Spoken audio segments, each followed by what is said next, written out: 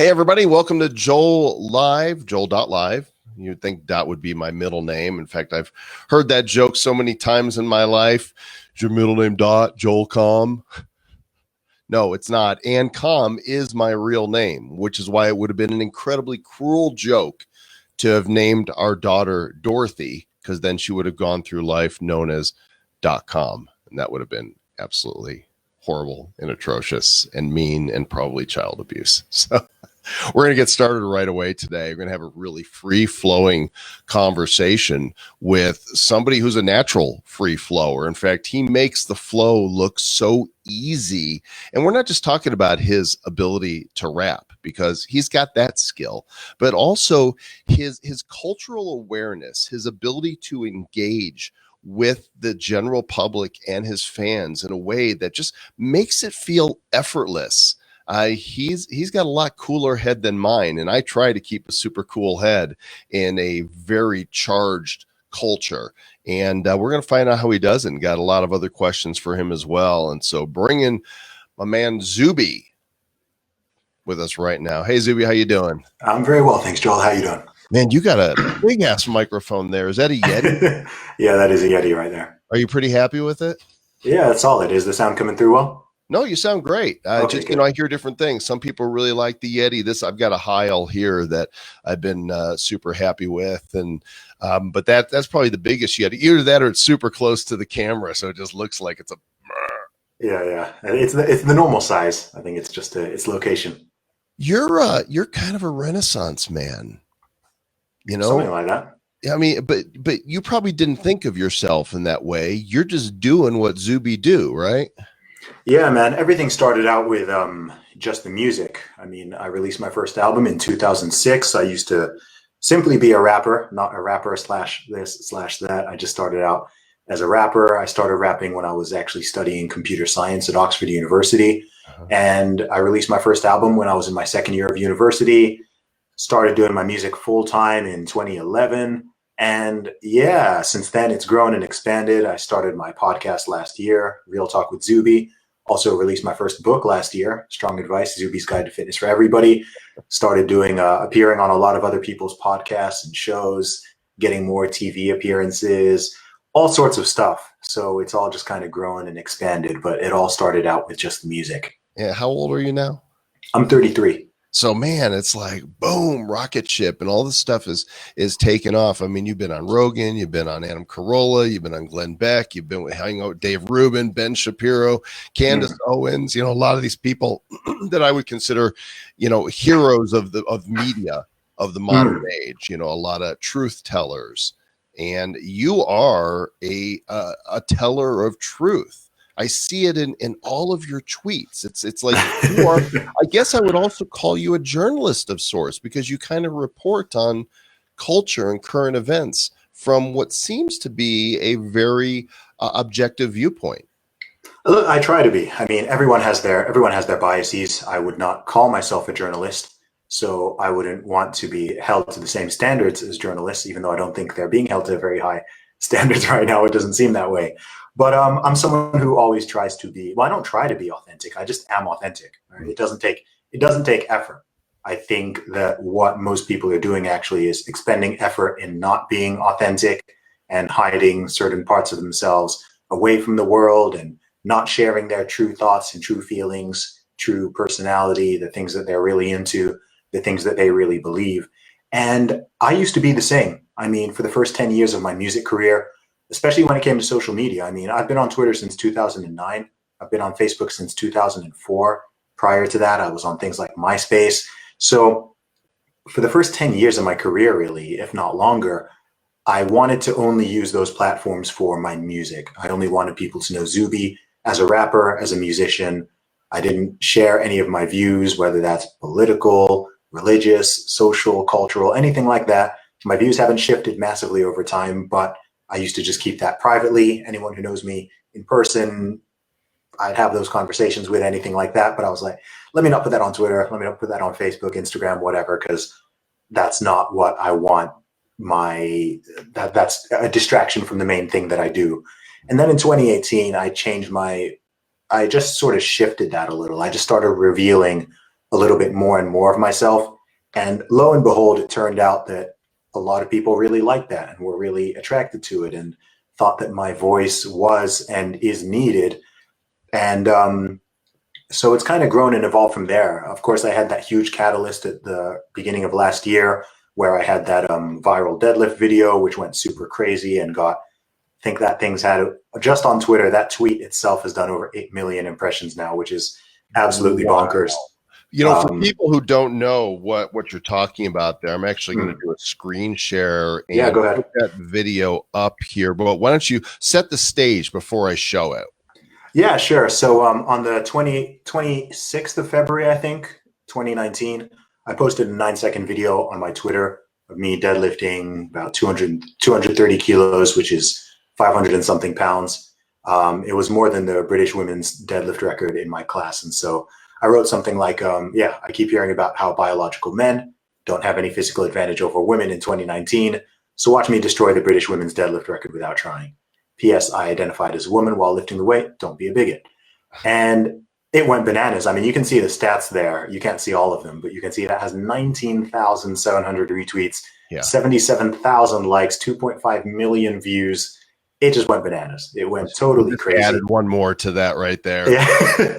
I think Twitter's been removing the likes too, but that doesn't surprise me. Why? Why would you do this? Why would I do that? Because what's the point of doing this deadlift? Well, I know that there's certainly a commentary there, and what is it?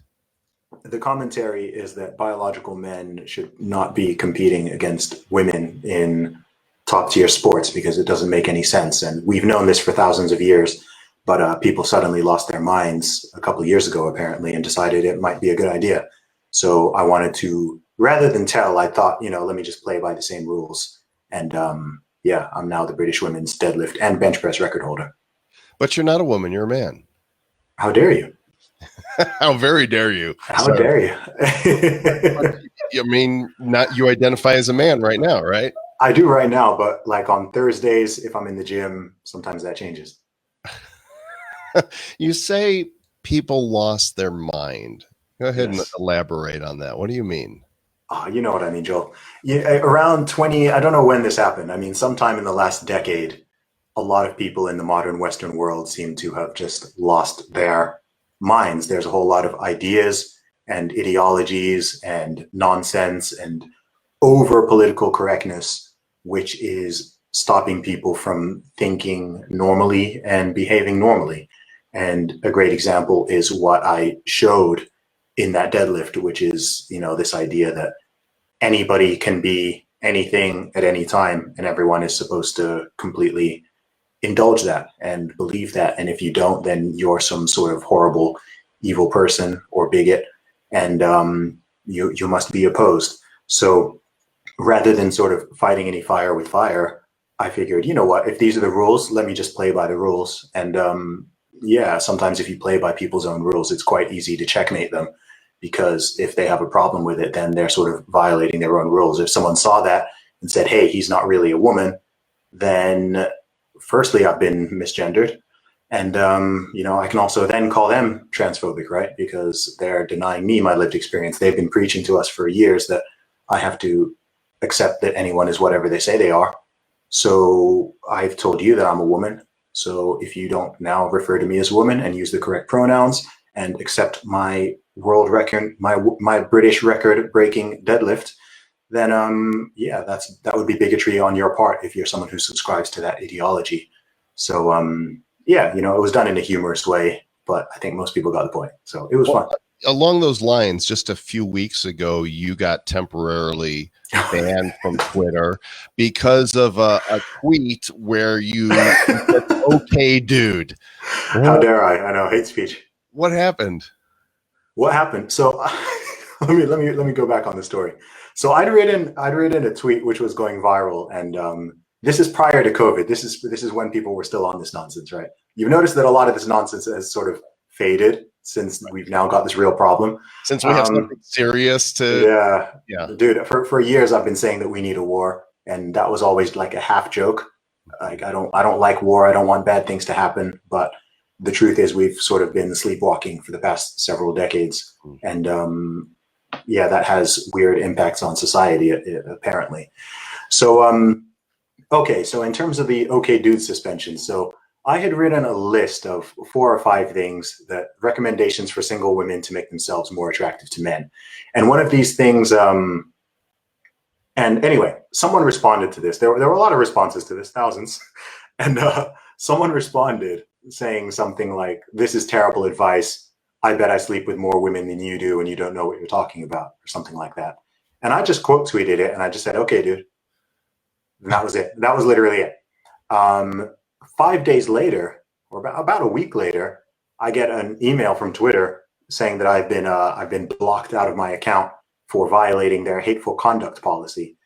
Had some blurb about how you can't insult people or harass them or threaten them based on their race, their sex, their gender, their sexuality, religion, etc. I was like, okay, I don't believe I've ever done this. I'm a pretty decent guy. Like, this is everything I oppose. So it had the offending tweet there as I scrolled down, and it says, we determined that this tweet below violated our hateful conduct policy. So I scroll down and I just see, it just says, "Okay, dude." And so I had this moment of, I was like, wait, am I being trolled? Is this some kind of like scam? Is this? And then I go on my Twitter. I would try to go on the Twitter app, and I'm blocked out. I'm blocked out of the app. I can't even.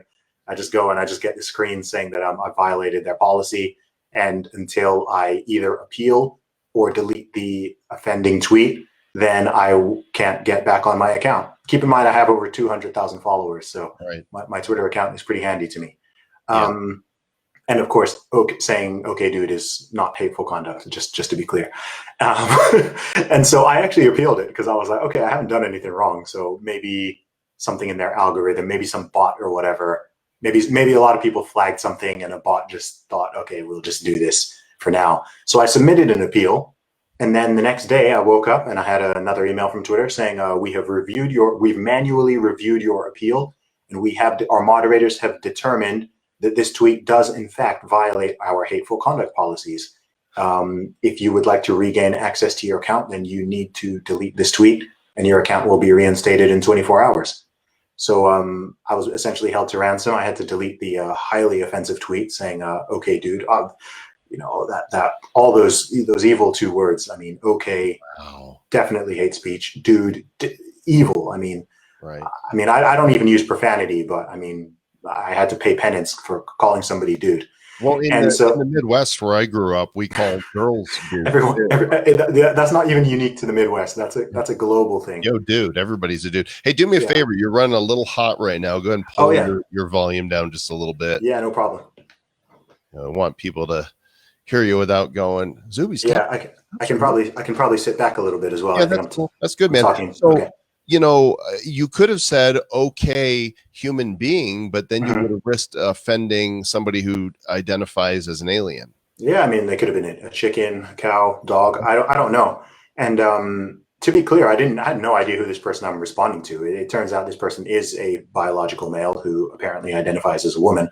So apparently, I think that was the supposed thing, that I violated their misgendering policy by calling a biological male dude, despite dude not being a gender term to begin with, and me not even knowing who the person is. But they assumed this was some kind of malice on my part.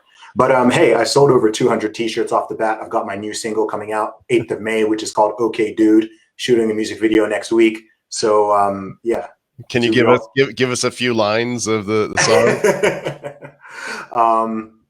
I'm working hard to make a milli, baby. Flow is never wheezy. Couple 100,000 fans in it. All started with a CD. Used to hustle on the street, and now they see me on the TV, going viral like Corona, so they try to quarantine me. A couple real celebrities, but most of them are frauds. Tell you how I really feel, because my only fear is God. They lying on the media and lying through the mob. Hate to simp on social media. They've never seen abroad. I be coming to America like Sammy and Akeem. I'm uniting black and white and brown like Martin Luther's dream. And I get around the internet like presidential memes. And I did it independently. I never had a team. You've come a long way.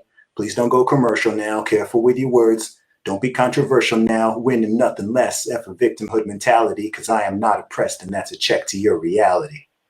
Yeah. Sure. Totally fun, man. Yeah, and Yeah. here's one of the things about you as a rapper, and I've listened to to some of what you've done, and you're clean. You seek to inspire, and there's rap music can get a bad rap because Mm. of a lot of popular rap. I've been listening to Ben for a long time, Shapiro, and Oh yeah. he was down on rap for a long time. And then, I think you kind of pushed him to okay, it doesn't all have to be concertos, right? To be Yeah. music. My take on it is that mainstream rap is culturally dangerous, right? When you're Mm. talking about bitches and hoes all the time, you're being demeaning to women, and you're certainly not helping, the population with that type of mentality. Obviously, you're probably tracking with that, but feel free to expound. Yeah, sure. I mean, it's complicated. I mean, I love hip hop. Hip hop rap is my favorite kind of music. It's the genre that I do, and I love it to death. It's my favorite type of music, and I do criticize the things that I love, and I have plenty of criticisms of a lot of rap. I mean, a lot of music in general, a lot of entertainment in general. I mean, I think it leads to a deeper question, which is sort of like, why are those messages that people often say that they don't like, and those messages and imagery and things that people criticize, why are we drawn to them? Why are so many people drawn to them? People say they don't like violence. They don't want these lyrics disrespecting women or talking about selling crack or being in a gang or doing this or doing that. But it's a weird demand and supply thing, isn't it? Because if most people were turned off by it, then these songs and these artists wouldn't be selling millions upon millions of albums and doing billions of streams and billions of video views. There is certainly a demand for it. It's the same But with there are people drawn to, our bass qualities, apparently it clearly. I always have mean, been. It's nothing new. no, and I'm not pretending I'm totally innocent in this. So I mean, in terms of my own art, I don't put that out there. But do I listen to it? Sure. Do I play some violent video games? Well, I barely play video games, but when I do, sure. Do I watch violent movies? Sure. Right. There's stuff that I watch or listen to as entertainment, which I totally separate from my reality. And I'm not someone who's easily influenced and never have been. I mean, I've been listening to hip hop for over 20 years and I don't even swear. Right. So God I'm not, darn it. yeah, it's crazy. Like I've had people be like, man, how do you listen to this stuff? And it doesn't impact you in any way. And maybe I'm somewhat unique in that regard, but I can totally understand a lot of the criticisms. And the best I can do is, and this is what I've done from the very beginning, from my first album. It's not like I was there and then I massively changed or something. I've always been like, look, my message is going to be positive. It's going to be inspirational. Everyone else, look, I can only control myself. Other people in the world are going to do what they do, and they're going to share their thoughts and their opinions and whatever. So the best that I can do, this is also coming back to why I started speaking out more on social media and podcasts and sharing more of my views, is because the world needs balance, right? And it seems like the balance has been shifting too hard in one direction for a long time, and no one is challenging certain ideas or certain narratives, and no one is totally speaking the truth and just being honest and everything like that. So I was like, okay, you know what, there's all this negativity out there, there's all this aggression, there's all of these messages that are being sent out, often being sent out to very, very young people and children even. So why don't I be someone, sure, I can criticize it all I want, but why don't I just be a positive force? Why don't I be a countering force to this? So if I don't like this message that's coming here, it's like, okay, look, well, this is my message, and this is what I think, and this is what I believe. And the people who are naturally drawn to it will be drawn to it. The people who are turned off by it will be turned off by it. And there's those too. When it comes to my own personal music, the most common criticisms that I get are the same as the most common compliments and praises that I get. It's literally, people say the same thing, whether they like it or they don't like it. You have some people who are like, man, I love the fact that, you don't swear, and I can actually like play your songs in the car with my kids, and it's positive and it's inspirational, and I can actually hear every word that you're saying, and I understand it, and I like the wordplay, and I like the lyrics. And then you've got people who are like, oh, it's too lyrical. it's corny because it's not negative. It's not aggressive enough. I don't like the fact that like he sounds. I don't like the fact that he speaks so clearly. You know, I've had people say that I sound white because they can actually understand what. Firstly, that's really demeaning, right? It's racist. I don't know. Exactly. Yeah. Like the idea that if you are articulate, that you somehow sound white, and all that sort of stuff. So it kind of shows the two different mentalities that are at play there. So sometimes people will be criticizing me for certain things, and I'm like, okay, well, those are the same things that people like about my music. I want people to hear what I'm saying. I want to be uplifting. I want to be positive. I want to be inspirational. I'm not trying to sell garbage and poison to children and put that all in their brains. There's enough people doing that. Like I said, let me not add to it. Yeah, there are. It's I'm glad to see Kanye kind of make the shift to Amen. He's gone. Big real talk, yeah. Clean that up. Have you had the opportunity to meet with him or interview? No, but I know that I will. Yeah, you will. I mean, I feel like it's in the stars somewhere. Of course it is. That's why, when I wrote about this interview, I'm like, all right, probably not going to be able to catch this cat in a few years because, your star is rising. And, that means ego needs to be kept in check. And it always will be, man. I think so too. You know what the thing is? See, this is something a lot of people don't know about me because the vast majority of people who know me only discovered me in the past year, which is kind of weird. Right. So as I said before, I mean, I've got 8 albums and EPs out there. I put out my first release in 14 years ago. So I'm not new to all this. So more people know me now, and more people I have more fans, I have more haters, I have more detractors. Just there's more awareness of who Zuby is now. But for me, I've had a long time. Like this has been like a very slow grind. So when it comes to any concept of like fame or ego or humility or staying grounded or whatever like that, it's like, man, I've had so much practice in this, right? Whether I get people who, a lot of people ask me, man, how do you deal with every day in, day out? How do you deal with just the level of hate, the level of criticism, even the level of praise, just all of this stuff just constantly flooding at you? And it's like, hey, number one, this is what I wanted.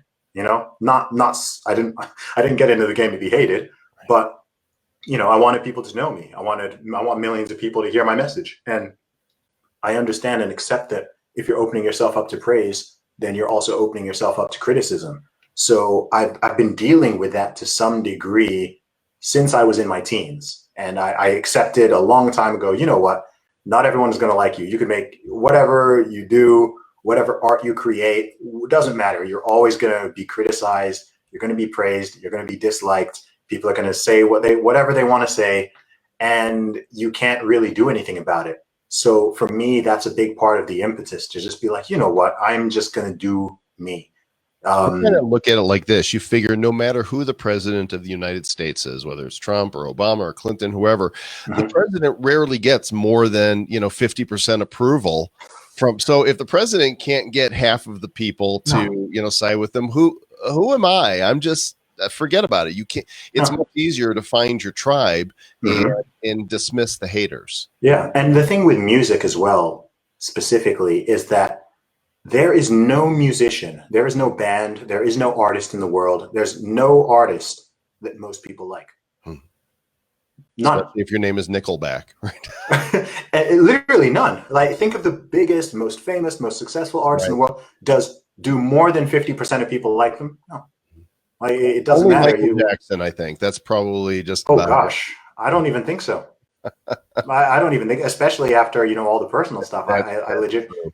Yeah, even with the music itself. I mean, I don't know. Maybe he's probably got the highest percent in terms of the pure music. But I wouldn't be surprised if more than 50% of people didn't like his music. It doesn't mean billions of people probably like his music. But, you could still have 2 billion people who like it and 3 billion people who are like, nah. And it doesn't matter, any band, any artist, and even people just have different genres. Someone who hates hip hop is, no matter what I do, no matter what song I make, they're probably not going to like it just because they don't even like the genre. There are genres of music where I'm not into them. So no matter how good technically or whatever the song is, it's just not my thing. It doesn't vibe with me. And, I accept it. It's like, look, that's going to happen. even within the world of hip hop, if you have some, hip hop is quite multivariate, just like rock and roll is. Okay. So you might have someone who's into sort of like Coldplay kind of music, right? But that doesn't mean that they're going to be into like Iron Maiden or some heavy death metal like Cannibal Corpse, or you know what I mean? Like they're in the same sort of wide genre, but my music is totally different to like mumble rap or like super gangster rap or hardcore rap or whatever. Like they're actually different genres. So I wouldn't necessarily, if someone likes Kanye or someone likes I don't know, Nas or Tech Nine or something like that, then yeah, there's a decent chance they'll like my music.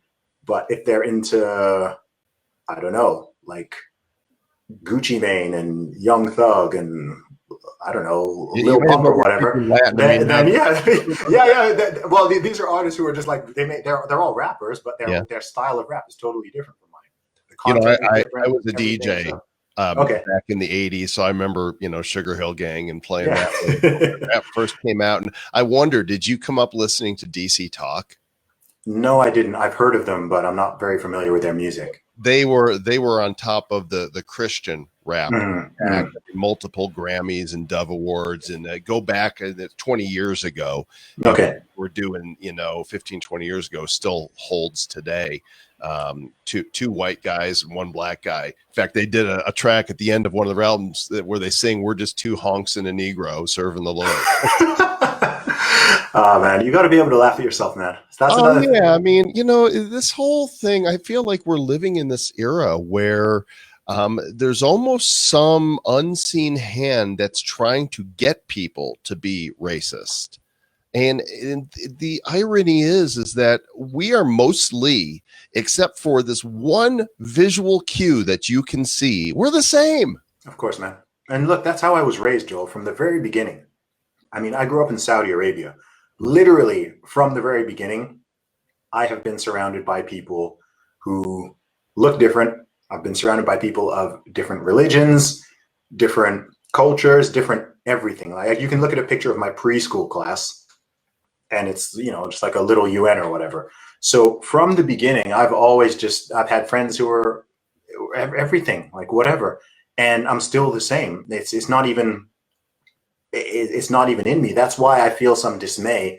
We were talking earlier about how the modern Western world has started to get weird in the last sort of 5 to 10 years. And that's one thing, this whole like identity politics and intersectionality and lots of these ideas that are largely stemming out of academia, but which have sort of slowly started filtering into different parts of society and, things becoming white this and black that and this. And I'm just like, look, this is a step backwards. Like I've been over this since I was 2. Okay. So like, why are we still, what? I don't even think most people are. Why are a small percentage of people still on this nonsense? Like who cares? I really don't care. I'm here talking to you. I'm talking to Joel. This isn't a conversation between a black man and a black white. It's like whatever. As you said, that's totally surface level. Yeah, right? You may as well say, hey, it's a conversation between a bald guy and a guy with hair. I mean, it's a difference. It's you're just recognizing one characteristic, and you shave that, right? That's not. Yeah, I'm not balding. Yeah, that's my choice. Saves me a lot of money. You, I think I heard you say that you were on Facebook in 2004. Is that right? I was one of the first people. Because that would have said at Oxford, right? Yeah. And in so social has changed dramatically. I was on MySpace early and Twitter and Facebook in 2007. But what we're seeing today, what do you think is going on in culture that people are it's so easy for them to just and let their emotions, some really, really hateful emotions out on total strangers or celebrities, but they don't know them. What's up with that? Wow. You're discussing my daily experience here. Firstly, I want to say that the love outweighs the hate like 10 to 1. Mm-hmm. It does. It really does. But the problem is that when you get, to give anyone an idea, on an average day, I get about 60,000 notifications just on Twitter. Wow. Right. I hope Because you have them turned off, right? oh I yeah, mean, no, they're turned off. But if they're bing, bing, on, then bing, yeah, bing, bing. 60,000 a day. So have a think, do some number crunching on that. Um, so I don't know. I think social media is a weird thing. I often say that we're currently living in the biggest experiment in human history right now with the advent of smartphones and social media because we are not all supposed to be connected like this. And it's amazing that we are in many ways. If you're a creator, if you're a builder, if you're someone who is positive and likes to reach people and help people and inspire people, then it's amazing. I mean, look at what we're doing right now. This is magic, right? If our ancestors could see this and know that we are having a conversation in real time from different countries, we can see each other, people can watch live and comment and interact. That's witchcraft, basically, right? So, so what we're doing right now is crazy, and we don't really know what the long term effects are. Right, hundreds of thousands of people are not meant to. You're not meant to be able to reach everybody in the world at all times, which you can almost do now. I mean, we got 4 billion people are now using social media, and that's estimated to go up to like 7 billion in the next few years. So that's bonkers. So I think what's happening is, I mean, firstly, I think social media and smartphones are rewiring people to a large degree. And I think this has sort of been shown. And what else is happening is that people are now just able to express things and communicate in a way that we previously could not. So all of the sort of fundamental parts of human beings haven't sort of changed or evolved or anything over the last 100 or a couple thousand years. We're literally the same people. All that's happened really is the technology has advanced and the culture has advanced somewhat, but we're still the same people with the same emotions and issues and tribalism and anger and hostility and jealousy and happiness and sadness, all those same emotions, all those same issues, everything like that. It's always been there, but you just weren't able to see it, right? I mean, you can look back in history and you can see how it came out in various ways, but now it's just like on a daily basis, every second, every minute, everyone's brain, you can just see it, right? What is Twitter? Twitter's just like a massive room where you've got like 300 million people just sort of like screaming into this room and people reacting to the stuff that they're shouted. There's no context. There's the word right there. The word you used, react. Yes. Right. In times before social media, when we didn't have this instant ability to vent, people would stop and think before they took certain actions. But now you see a tweet from somebody and you disagree or you don't like them, boom, boom, boom, without really engaging wisdom, people just react. And yes. what good ever comes of allowing our emotions to just carry us without thinking? Not a lot. Not a lot. But the truth is that the majority of people are driven primarily by emotion. This is the reality. I mean, I have a very rare personality type. Like, this is something I didn't realize just how extreme it was until a couple of years ago, where I actually did a personality test. I'm in like the bottom 2% of. Are you familiar with the Big Five personality trait? No, which one is this? Okay, so the Big Five is the main five components are openness, conscientiousness, extroversion, assertiveness, and neuroticism. So, and then each of those is broken down into two subcategories, and it's a fantastic personality model. It really explains a lot. It even helps you to you can predict people's genders with it. You can predict people's political beliefs, etc. But one thing that's really interesting is I tested myself, and I'm actually in the bottom 2% of the world's population when it comes to the trait neuroticism. And neuroticism is essentially how sensitive you are to negative emotion. So how volatile you are, how easily you get angry, upset, sad, depressed, anxious, etc. So someone who's extremely high in neuroticism is probably going to spend a lot of time dealing with anxiety and depression and just being super duper emotional. Someone at the extreme opposite end is the opposite, which is me. So, right, like 90. So if I'm in a room of 100 people, there's probably only going to be one or two people who are less neurotic than me. And this manifests in a lot of interesting ways. And one of the key ones is that I'm just not emotional. Like, I'm not sensitive to negative emotion at all. So I can deal with all of this stuff and not get super upset or super angry or whatever. Like, I don't react in the same way actually that even the average person does, right? And this is something I think it generally serves me well, because it means I can do all the things that I do and face all the criticism and backlash or whatever, and not want to just go hide and curl up in a ball and cry and feel bad for myself. It does have some downsides too, because sometimes people think that I can be a little bit too cold and too blunt in some of the things that I say. But yeah, it's really interesting. So given that, and I just think people are naturally emotional, and online it's worse because they can't see each other, right? So much communication is lost. Twitter is actually it's a great way to broadcast, but it's actually a terrible way to communicate. If you think about it, it's a really terrible way to communicate, because it's the furthest thing from a face-to-face real life conversation that you can get.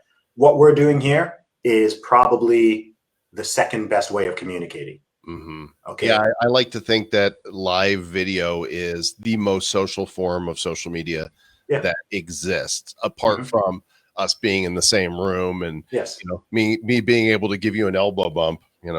We can't fist bump anymore. Well, I found the Big Five test. I'm going to take this because I've taken the Myers-Briggs, and it's way better. It's way better than Myers-Briggs. Okay, cool. I'm an ENFP, I think is my my Myers-Briggs, something like that.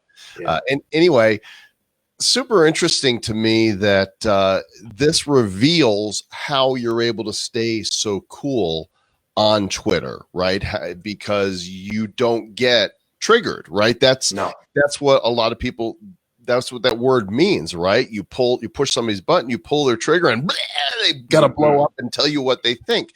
And we live in this era, regardless, and I'm not taking a side here, regardless of what you think of the president, when I see people responding to tweets from the president of the United States with F you, I'm thinking, what kind of era? I would never, when Obama was president or when Bush was, I don't care who it is, I would never, ever respond to the president of the United States with hostility. And it just boggles my mind. Yeah, no, you're correct. I mean, it doesn't matter who it is, though. Like, everyone is, I mean, I guess in one sense that it's good that people are sort of more humanized, and the sort of hierarchy and feeling that, people are totally sort of separated or on different echelons is somewhat diminished by social media, because it is very much like everyone's got the same abilities to reach everybody. Doesn't matter if you're a troll with 0 followers or you've got 30 million followers.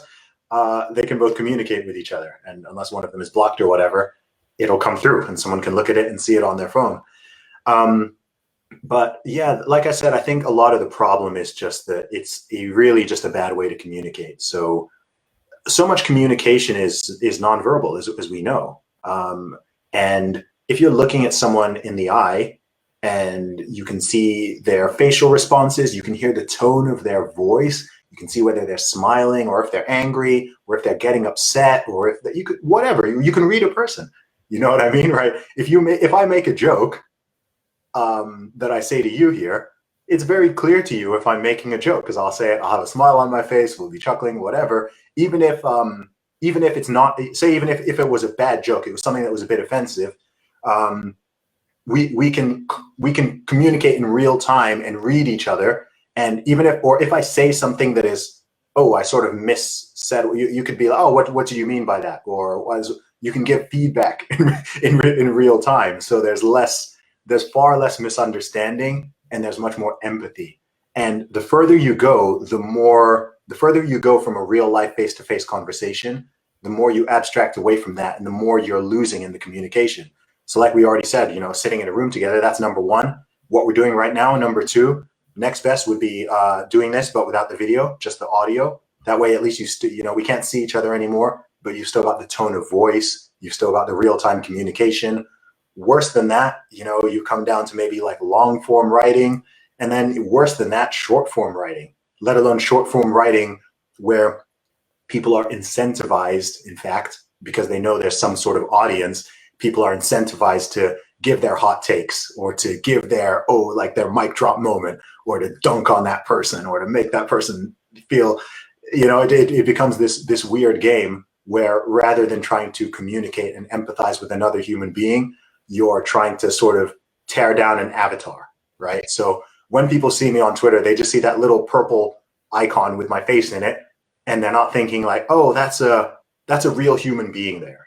That's a person who has feelings and thoughts, and maybe they're going through some stuff, and maybe I should be nice to that person. You see what I mean? And it's even worse where people don't have their real names and people don't have their real photos or whatever. Right. It's just an icon. It's like, well, whatever.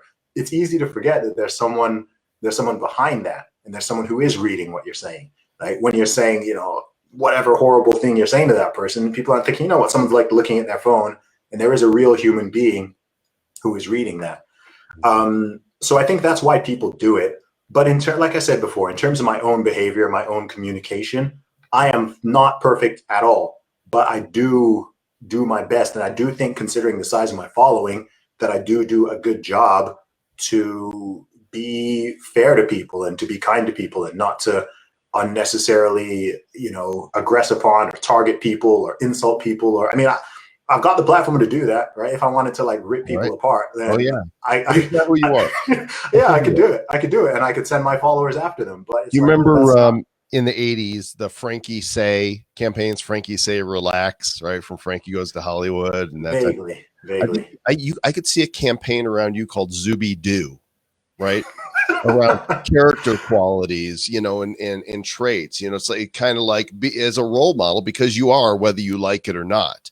Right. Mm-hmm. When you put yourself out there and you share, your opinions, you've become a leader, and you're developing a tribe, have developed a tribe. Your tribe is growing. So Zuby, like Zuby do this, Zuby do. I'm a marketer by trade. I've been doing this for years. Branding. When we talk about anonymity on social, eggs talking to you, right? On Twitter, an egg, completely anonymous account. I wonder, have you dabbled yet with any of the decentralized social platforms that are springing up? Which ones are totally decentralized? I dabble on some which are very sort of pro free speech, like minds.com. I've got an account there, and I'll be hopefully doing a live event with them later on this year. I don't know if it's truly decentralized though. Yeah, well, when we say when I say decentralized, I'm leaning towards empowering people more, right? Okay, yeah. EOS just released voice.com. They're in beta right now. They actually spent $25 million on the domain for voice.com to have it. One of the ones that I really like is called rebuzz.io. It's like Instagram only. You get rewarded in cryptocurrency for your posts and in your engagement. And you're a crypto guy. Like, I've seen your posts about this. So what's your hot take on Bitcoin and crypto and the future of digital money? Oh, wow.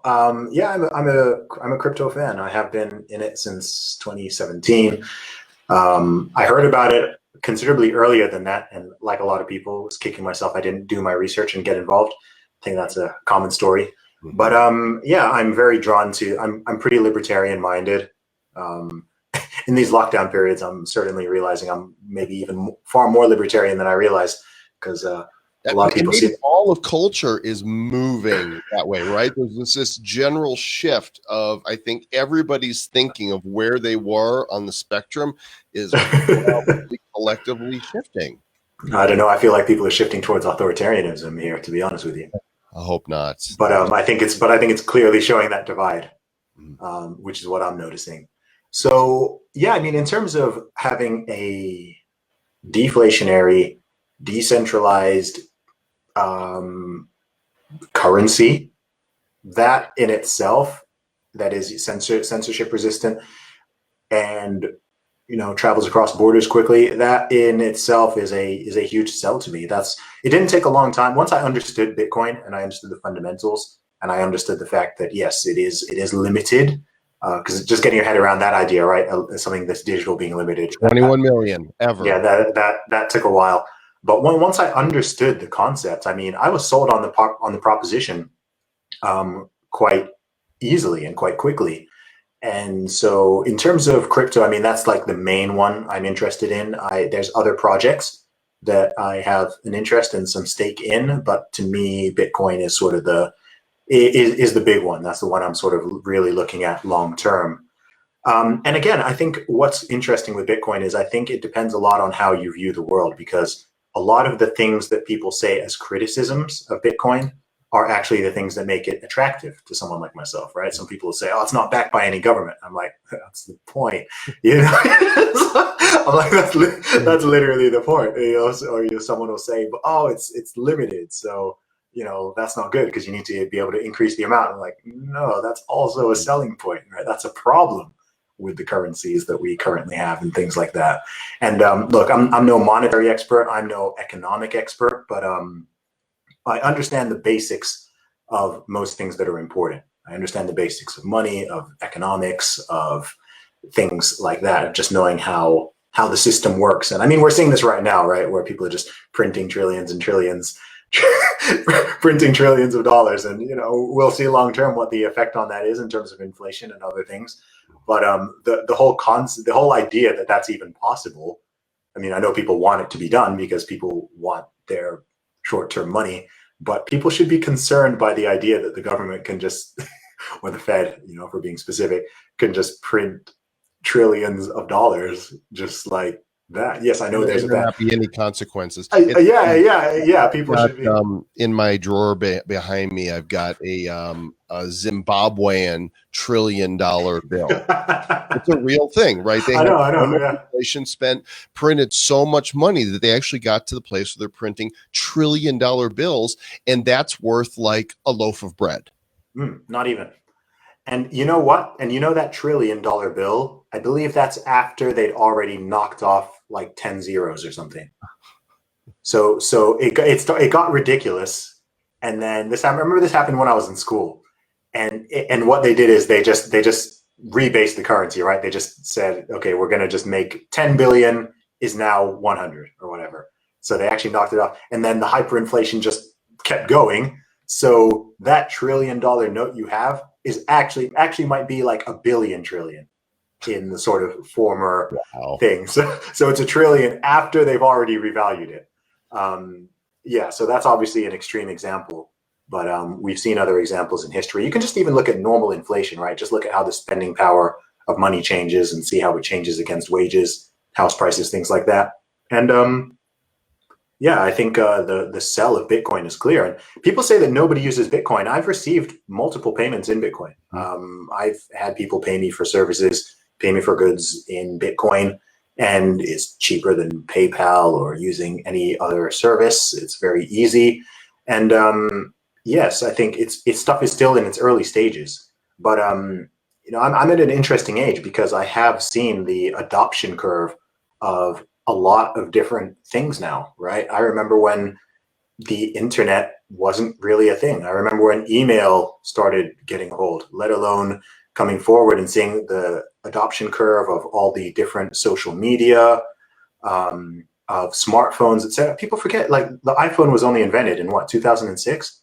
2007, right? So in 2007, people can be, no one has an iPhone, right? There's nothing here. Yeah. In 2004, people were like, "Oh, this Facebook thing, like, what's the point of it? No one's on it," right? That's what people say. No one uses it. And it's like, okay, so everything people are saying about Bitcoin and crypto, I'm like, look, I've heard this before now multiple times. Right. So sure, it's not mainstream yet, and not everybody is using it, but that is just because it's still early, right? It's still early. Not everybody was using anything in the early stages. And it will grow, and there is a network effect, of course, just as there is with any other system of money or any other network.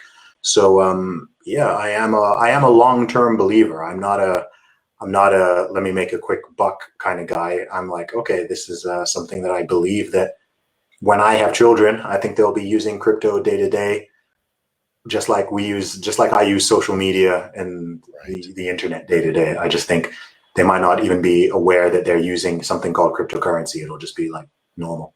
Well, it's going to be, I think back, remember 8-tracks, that a friend of mine, he had an 8-track player in his El Camino. And, there's kids that now vinyl's kind of making a comeback. So a lot of people know what records are, but you start talking about a VCR, like what? Videotapes? What is that? We stream everything. Well, they're not going to know what physical dollars are, right? We're not going to have physical cash anymore. And now with, knowing that the virus can be passed from paper money, all the more reason that we got to get rid of dirty fiat. Yeah. I mean, stuff happens. People forget how quickly stuff changes too. That's the thing. I mean, I'm still a young man, and when I was like a very young kid, you still can render a circle on a computer screen. Right, you didn't have enough pixels to render a circle on a screen, and we went from the video games. I mean, the first console I remember my family having was the Atari 2600, and in that time, just in my lifetime, you've gone from literal stick men with no faces, just a handful of pixels to make up a character. If you have a ball in the game or like a bullet or whatever, it's just a square, literally a square, not even an octagon. And you've gone from that to modern PC gaming and VR and Xbox One and PS4 and being able to see the pores on someone's face and the sweat dripping down their face and like the lighting effects and the mud splashing. And that's just in my lifetime, right? That's my lifetime. And I've still got much more lifetime to go, hopefully. I'm staying away from the corona. And so I'm like, man, when I have children, what are they gonna, everything we have right now, when my kids are my age, they're gonna be talking about it like I'm now talking about the Atari 2600. Right. I think of it this way, this amazing piece of technology, this is an iPhone X right here. You hand this to a child today, and it'll be the worst piece of technology they'll ever hold. Exactly. They'll be looking back at it like, oh my gosh, can you believe people used to look at it? They'll be, when we look at the old mobile phones where you have to, pull out the antenna and it's there. You see the old ones with the briefcase. Yep. And you're like, oh my goodness, what on earth was that? Or the car phones where it was actually installed in the car. It was a corded thing. You'd have to have an antenna out the back of your car. Hey man, I really appreciate you coming on and I'm gonna put your website up here so people can go and check out zubymusic.com. We didn't even get into fitness other than your your world record, your record deadlift there in the UK. But I mean, you're one buff dude, and you coach people. And talk about this book really quickly, Strong Advice. Yeah, sure. So Strong Advice, Zuby's Guide to Fitness for Everybody. So this is my first book. It's now sold approaching 2,000 copies totally independently. So thank you to everyone who's got it. So I wanted to put together a guide based off of the 16 years that I've been training and all the stuff that I've learned in terms of training, mindset, and nutrition. I wanted to put together a concise guide that's great for beginners, intermediates, and even perhaps as a reminder for more advanced people of what you need to do. It teaches you how to structure a diet, how to gain weight, lose weight, build muscle, stay motivated, how to eat, how to train, how to exercise efficiently and effectively, everything like that. And it's pretty concise. It's available on the ebook version. I've also done the audiobook as well. If you like my voice, then I narrated it myself. I do once in a while do paperback runs as well, which are sold out currently. But if you're interested in fitness and you're interested in learning and reaching your goals, then please check out the book, Strong Advice. And that is some strong advice right there. ZubyMusic.com, at ZubyMusic on Twitter. I think that's Twitter's pretty much your jam, right? That's where people should follow you to see the latest. Yeah, I'm on everything, but Twitter is the best one, at ZubyMusic. Thanks, man. Really, really appreciate you. And thank you guys for watching. Make sure you subscribe to the Joel Comm Show on iTunes or listen on Spotify or any other of the crazy places that you might find me. And until next time, do good stuff.